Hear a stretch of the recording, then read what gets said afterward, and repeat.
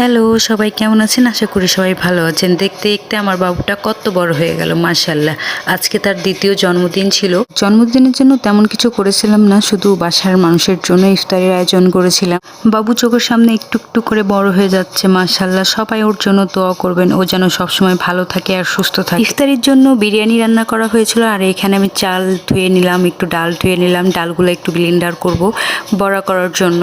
আর আমার কাছে ডালের বড়াটা অনেক ভালো লাগে, আর এই রমজান মাসে তো ডালের বড়া সবাই খায়, সবারই অনেক পছন্দ।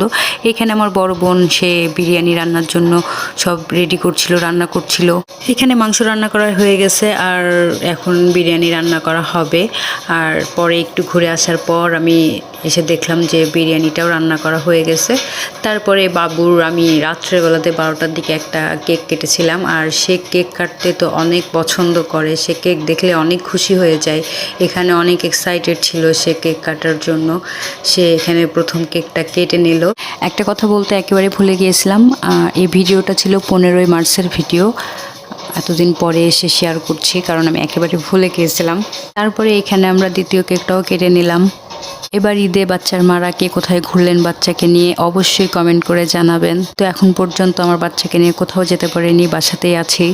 জানি না কখন আর কবে যাব, আর যদি কোথাও যাই অবশ্যই আপনাদের সঙ্গে শেয়ার করব। যে যেখানে আছেন ভালো থাকবেন, সুস্থ থাকবেন, অবশ্যই বাচ্চাদের যত্ন নেবেন। আল্লাহ হাফিজ।